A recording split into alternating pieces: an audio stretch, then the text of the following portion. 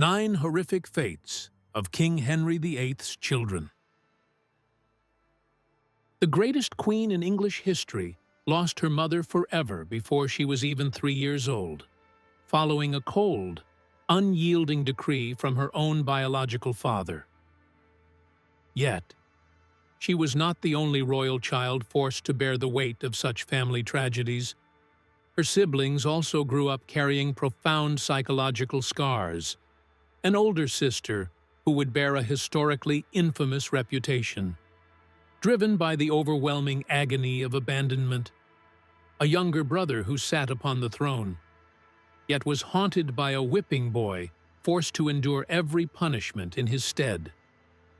Behind the glittering crowns and absolute power, what unspoken agonies did these children truly endure during their formative years? Let us uncover 9 heartbreaking hidden corners of these royal children's lives. And by the very end, you will understand a deeply ironic truth: why Henry VIII himself buried his illustrious dynasty through the ultimate decision of the very child he once so ruthlessly discarded. Part 1. Orphaned at 3. The cold decree that turned a princess into a stranger.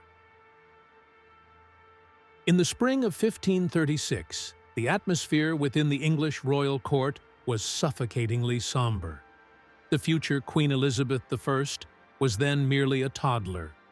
Born into magnificent celebration, she had been a precious jewel, wrapped in the finest silks and tended to by a vast entourage at Hatfield House.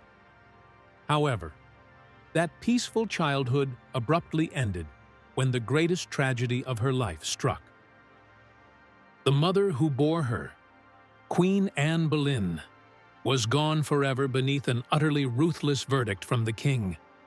To a child not yet 3, concepts of power, thrones, or courtly scheming were entirely hollow. The most profound and visceral loss she felt was the permanent absence of a mother's warmth, stripped of tender embraces and soothing lullabies.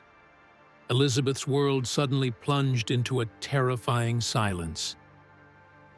And the tragedy did not end with separation.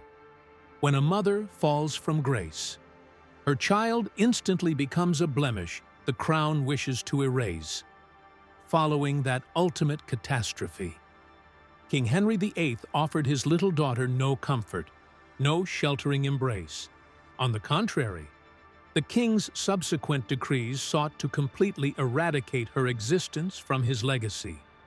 He immediately stripped Elizabeth of her title as princess, banishing her into the shadows of neglect. To truly understand this heartbreaking estrangement, history preserves a glaringly authentic piece of evidence.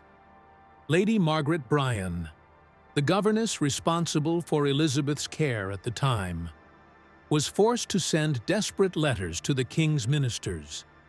The contents of those letters were not demands for luxury, but rather agonizing pleas for a child's most basic needs. Lady Bryan reported that the little girl was suffering through the pains of teething, yet did not possess a single proper garment to wear. She lacked everything from gowns to undergarments.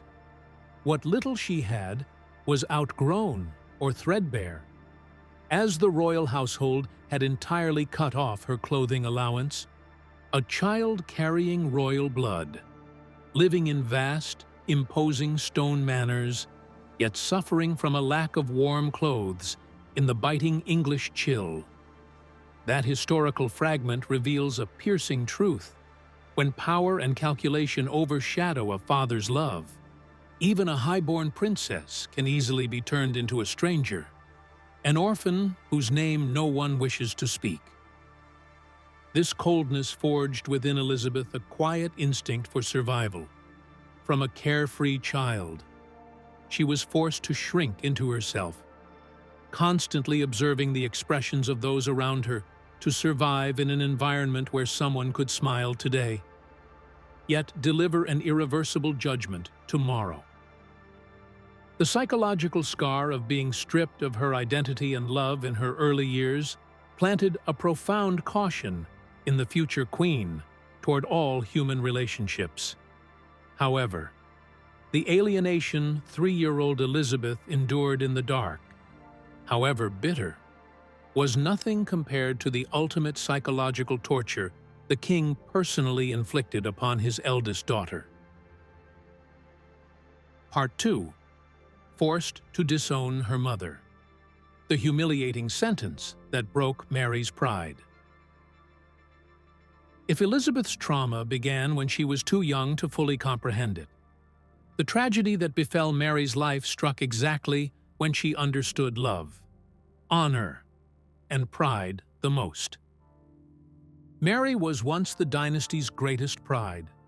For the first 17 years of her life, she was a fiercely pampered princess, receiving an elite education, proudly referred to by her father as the pearl of his world. She shared a deeply bonded childhood with Queen Catherine of Aragon, an exemplary, dignified mother utterly devoted to her family. Yet, royal love is sometimes as fragile as smoke. When the mighty king decided to shift the direction of his heart and his throne, Mary instantly became an obstacle that needed to be cleared. Stripping her of her title was merely the first step in a prolonged campaign of mental torment to legitimize his decisions and crush any resistance.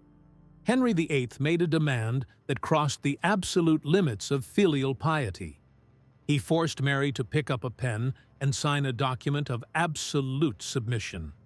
The cruelty of this text lay in the fact that it forced Mary to formally declare her parents' marriage incestuous and unlawful from its very first day. In doing so, she had to confess herself an illegitimate child and admit that all the religious heritage and pride her mother had instilled in her were inherently wrong. Historical records of this period show Mary resisted fiercely. How could a daughter trample upon the honor of her mother, who was already living in exile? She wrote desperate letters, using every argument to preserve the family's last shred of dignity. But under the crushing weight of threats to the safety of her loyal servants and the tearful advice of her allies, Mary finally broke. She signed the paper with a shattered soul. That signature bought her safety, allowing her to return to court. But it permanently robbed her heart of peace. Betraying her faith and denouncing her beloved mother became a deep-seated remorse that gnawed at Mary's mind until the end of her days. But the tragedy of this mother-daughter bond did not stop there. The agony peaked during Catherine's final years. As the former queen was banished to remote castles, her health rapidly deteriorating, she had but one final wish: to see her beloved daughter one last time. History notes that Catherine sent multiple letters, even pleading through ambassadors, begging the king to show mercy and allow mother and daughter to reunite in her dying moments.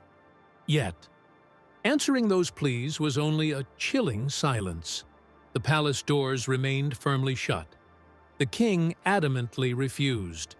Mary was never allowed to sit by her mother's deathbed, never able to wipe away her sweat, hold her wrinkled hands, or hear her final words. Queen Catherine died in isolation, leaving a gaping void in Mary's soul.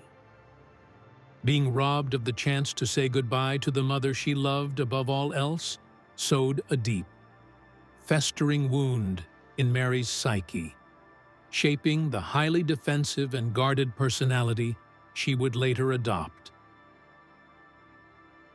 Part 3. Short-lived souls. When the grief of infant loss became the weight of the throne. The tragedy of this dynasty did not just loom over the grown children.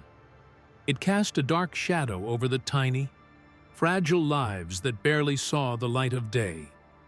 To truly grasp the suffocating pressure enveloping the royal women and children, we must look back at a heartbreaking historical truth: the agonizing fragility of life born beneath the crown.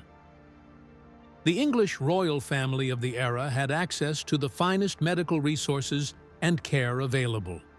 Yet, that could not prevent the relentless onslaught of loss. Looking solely at Queen Catherine of Aragon, history records she endured at least 6 highly anticipated pregnancies. Every time a new heartbeat was felt, the entire kingdom held its breath. Yet, out of those 6 pregnancies, only Princess Mary survived into adulthood. There is one historical account that breaks the heart of anyone who reads it.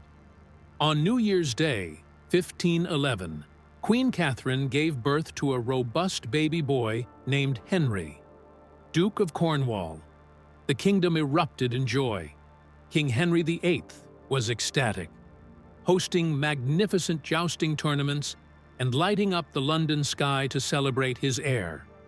But the joy was tragically short-lived.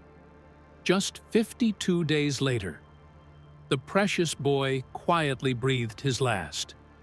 The vibrant festival banners were swiftly replaced by mourning black. Throughout the reign, tallying all the pregnancies across his queens, history witnessed countless moments where hope flared, only to be extinguished. Across 6 wives, only 4 lives managed to survive past infancy. 3 legitimate children, Mary, Elizabeth, Edward, and 1 acknowledged illegitimate son, Henry Fitzroy. Ordinarily, in the face of such profound loss, a father stands by as an emotional pillar, wiping the tears from his wife's face. But in this palace, these women faced an invisible, freezing apathy. Henry VIII, consumed by an endless obsession with securing a male heir to stabilize the realm, did not view the passing of these fragile infants as a shared family sorrow. Instead, he saw it as divine punishment leveled squarely at him, a sign that his marriages were cursed by the Almighty. That obsession twisted a mother's sacred grief into a suffocating political vice. Nurseries that should have echoed with children's laughter became chambers filled with anxious sighs. The queens lived in constant terror, knowing that failing to deliver a healthy child meant losing not just a baby, but potentially their position, their safety, and even their very lives. The absence of compassion turned the sacred bond of fatherhood into a cold, transactional contract for preserving the bloodline. This obsession with a male successor was so immense that when those rare sons finally appeared in the king's life, they brought with them a genetic phantom no one could have anticipated. Part 4. The Bloodline Curse, the mysterious illness that claimed 2 princes. King Henry VIII defied every obstacle, altering the entire religious fabric of a nation, all to secure his male heirs. And he got them. The first was Henry Fitzroy, the only illegitimate son the king formally recognized, granting him the title of Duke of Richmond and the finest education. The second was Edward VI, the legitimate prince who carried the throne and the expectations of an empire on his shoulders. But it seemed an invisible curse was quietly coursing through the veins of this family. Fate orchestrated a brutally cruel script, claiming the lives of both boys at the exact peak of their youth, and in the exact same manner. In 1536, young Henry Fitzroy, who had always been robust and full of vitality, suddenly collapsed. In a shockingly brief period, the 17-year-old's body deteriorated rapidly. He faded away and never woke up.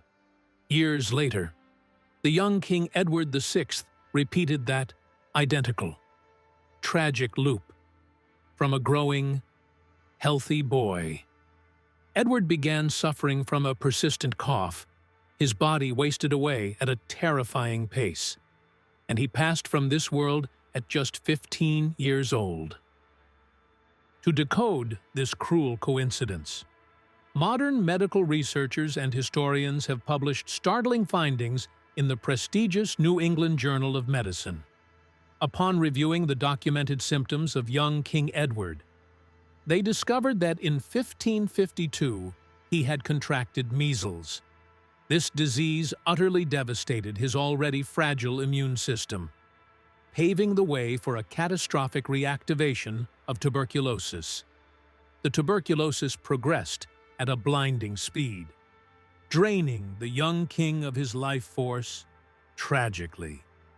Earlier historical records indicated that his older half-brother, Henry VIII, had died exhibiting the exact same signs of rapid wasting. It is highly probable that the royal blood they inherited carried a fatal defect in their immune systems, leaving them utterly defenseless against the infectious diseases of the era. This historical truth leaves a profound sense of sorrow. The Almighty Father had dismissed the tears of his wives and deeply wounded his eldest daughters just to clear the path for his sons. But he never knew that he himself had unknowingly passed down a fragile affliction. That physical curse quietly counted down the days of the very lives he loved and expected the most from. However, the agony of the male heir was not limited to invisible pathogens. Even as a healthy young boy, Edward's soul had been imprisoned within a deeply distorted set of rules. Part 5. The Whipping Boy, a suffocating childhood stripped of the right to make amends. Traveling back to the years when Edward was healthy, the young prince's childhood was shaped by an incredibly peculiar concept, one harboring deep psychological shadows. According to royal ideology of the time, the future king was born with a sacred body. That physical form was the embodiment of the highest ideals, a direct connection to the divine. Absolutely no one, not the most learned tutors nor the strictest guardians, was permitted to strike it or inflict physical punishment as a deterrent. But a child is always a child. Hyperactivity, neglecting studies, or pulling mischievous pranks are unavoidable parts of growing up. To solve the riddle of how to educate someone who could not be punished, the royal system maintained an unprecedented role. A boy around the prince's age would be brought into the palace to serve as the whipping boy. History preserves the stories of Edward's companion.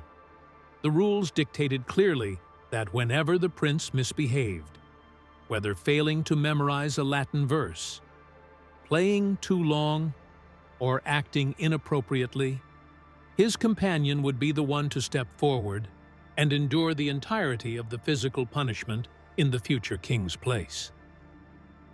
Close your eyes and try to place yourself in those royal classrooms. Imagine the torment of a child inherently born with a sensitive heart. Sitting in an exquisitely carved high chair, he was forced to watch helplessly as his closest companion, the only friend who shared his childhood games, shed tears and suffered pain for mistakes that he himself had made. This arrangement offered no comfort or privileged freedom. On the contrary, the guilt of watching someone else bear the consequences of his actions and the utter helplessness of being unable to speak up and protect his friend was the heaviest punishment a child's soul could endure. It taught a deeply warped lesson about the meaning of power. That, when you are king, you are isolated from the normal laws of cause and effect. You do not even possess the most fundamental human privilege, the right to take responsibility for, face, and correct your own mistakes. Edward's silent helplessness throughout his childhood was not just a mental torment. It foreshadowed a far more brutal usurpation of his autonomy when he eventually took to his deathbed. Part 6. Fading in Agony. The 15-year-old king forced to be a pawn to the very end. The final days of Edward VI sing a tragic epic about human helplessness in the face of ruthless political ambition. As his body began signaling an inevitable end, the 15-year-old fully grasped his fate, with a calmness astonishing for his age. The young king quietly chronicled the events of his final days in his personal diary. Normally, when a child approaches the twilight of their life, what they need most is comfort, a quiet space for their soul to find peace. But the throne during this era allowed no room for such vulnerability. Surrounding Edward's sickbed were the dark shadows of calculation. Powerful court advisors, terrified that the crown would fall to Princess Mary, who held a vastly different faith and threatened their interests, began making incredibly cold, strategic moves. They deliberately concealed the true state of the young king's health from the outside world. Standard medical care, provided by dedicated physicians, was abruptly shoved aside. Instead, history notes a deeply distressing detail. The manipulating factions brought in an anonymous female healer with nameless remedies. According to many modern historians and medical researchers, the liquid forced down the young king's throat daily very likely contained arsenic. That concoction was never meant to soothe his pain or heal him. It served only as a cruel stimulant, forcing a failing body to maintain an agonizingly faint breath day by day. Prolonging his life with arsenic brought excruciating torture. His body swelled, his hair and nails began falling out, pushing him far beyond the limits of what a teenage boy could endure. What was the purpose of such cruelty? They needed to squeeze every last drop of time from Edward's fading life to execute a massive political scheme. In a state of delirium, exhaustion, and agonizing pain, the boy was forced to review and agree to a new will. It was a landmark document designed to strip his older sisters, Mary and Elizabeth, of their legitimate succession rights, clearing the way to place another relative on the throne to protect the manipulating faction's interests.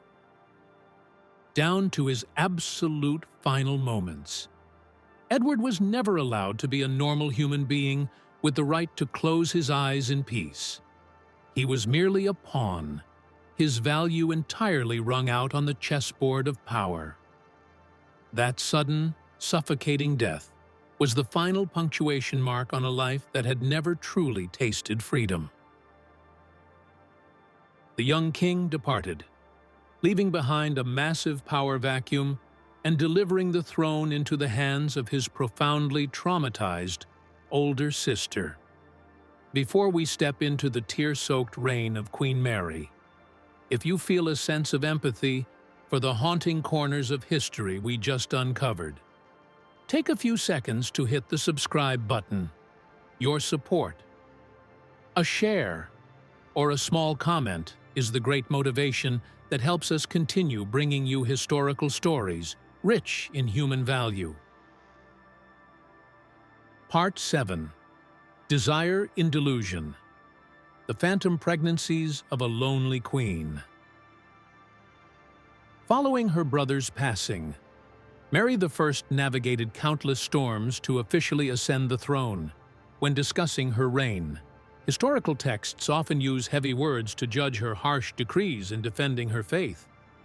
But if we look through a more empathetic lens, staring deeper into this woman's soul, we see the tragic victim of childhood traumas that were never soothed. A person who was publicly stripped of her title by her biological father, forced to trample on her beloved mother's honor, and made to live most of her youth in alienation and constant anxiety. Mary's greatest and deepest craving was no longer absolute power. It was love, a desperate yearning for a complete, warm family to compensate for her stolen years. That desire was so overwhelming that it triggered a bizarre phenomenon, deceiving both her rational mind and her biological body. During her reign, history records Mary experiencing what modern medicine calls phantom pregnancies. The historical glimpses into those days are a montage alternating between supreme hope and silent despair. When her body began showing undeniable physical changes, her abdomen swelling day by day, prolonged morning sickness. The reactions were so authentic, they fooled even the most seasoned royal physicians. The entire court erupted in jubilation. Nurseries were meticulously cleaned and lavishly decorated. The finest tailors in the realm were summoned to craft swaddling clothes of the softest silk. Letters heralding the joyous news were carefully dispatched to allies across Europe. Queen Mary herself, in the long, quiet nights, likely smiled as she stroked her stomach, imagining the gentle lullabies she would sing to the growing child. She believed the Almighty had finally smiled upon her, granting her a life to love and an heir to secure the lineage. But bitterly, time ticked on. 10 months, then 11. A layer of dust slowly settled over the empty cribs. The pinnacle of cruelty arrived when the round, hopeful stomach suddenly deflated. Cramping pains arrived, yet no newborn's cry ever echoed. The delusion of her mind and the swelling of an illness had created a phantom silhouette, exposing a chilling reality. Inside her, there was absolutely no heartbeat of new life, only an exhaustion silently consuming her. Amidst this crushing disappointment, the husband she deeply relied on and loved, King Philip of Spain, chose to turn his back, departing England and leaving the Queen stranded in a desolate, empty castle. Mary drew her last breath at the age of 42, even as her eyes closed forever. In the exhausted, solitary mind of that woman, she still clung to the tragic illusion that she was carrying a tiny life within her. She left this world grasping a fragile hope, entirely unaware that the throne she had spent her youth and made so many devastating compromises to protect would immediately slip from her grasp. The one to inherit that throne was her younger sister, Elizabeth. But there is a little-known historical detail. Right before Mary's death, in order to survive and claim the highest seat of power, Elizabeth nearly stepped into a grim darkness, walking the exact same path where her mother had met her end. Part 8. The Cruel Prison. Awaiting judgment where her mother perished. The relationship between the two daughters of Henry VIII was always an undercurrent swirling with suspicion and trauma. During Queen Mary's reign, driven by deep religious divides and pressure from political factions, Elizabeth was constantly placed in the crosshairs of doubt. The tension peaked when Elizabeth was stripped of her freedom and thrown into the infamous Tower of London. But what carved the deepest psychological wound into Elizabeth was not the physical loss of freedom. The true tragedy lay in the specific space where she was locked away. It was the royal quarters inside the tower, the exact place where her mother, Queen Anne Boleyn, had been imprisoned 18 years prior. Close your eyes and feel the chill of those moss-covered stone walls, every footstep echoing in the corridor, every damp drop of water falling from the ceiling, every bird's cry tearing through the gray London sky, felt like a blade slashing across the young woman's mind. Imagine the sheer agony of a person waking up every day, breathing the suffocating air inside the very four walls where her deceased mother once counted her final days, waiting for an irreversible death sentence from the husband who had once sworn her eternal love. History has recorded a terrifyingly close call. A brutally severe death warrant for Elizabeth had actually been drafted. The paper carrying her ultimate fate had been delivered straight to the Tower of London. Upon that incredibly fragile boundary, a miracle of human decency emerged. The lieutenant of the Tower, Sir John Bridges, a man of strict military discipline but also possessing a deeply compassionate heart, bravely refused to execute the order. His reasoning was that the document lacked the decisive official signature of Queen Mary herself. The steadfast resolve of an ordinary man protecting righteous principles prevented history from repeating its darkest tragedy. But that very night, lying in that freezing stone room, completely unaware she had just narrowly escaped the deepest abyss of fate, Elizabeth whispered a sentence of utter surrender and despair to her loyal servant. "Tonight, I think I must die." Surviving and stepping out of that grim darkness, Elizabeth profoundly understood the extreme cruelty of power and the dark side of family ties. The scars from her past, the days spent waiting in the dark dungeon, forged her an iron will, forcing her to make a decision that would permanently alter the historical current of all of England. Part 9.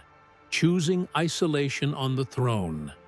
The silent vow that buried the Tudor dynasty.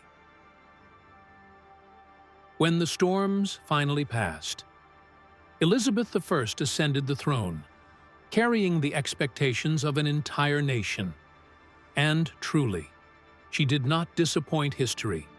Her reign ushered in a brilliantly golden era, a time of massive cultural and artistic resurgence, and a prosperity that stretched across distant seas.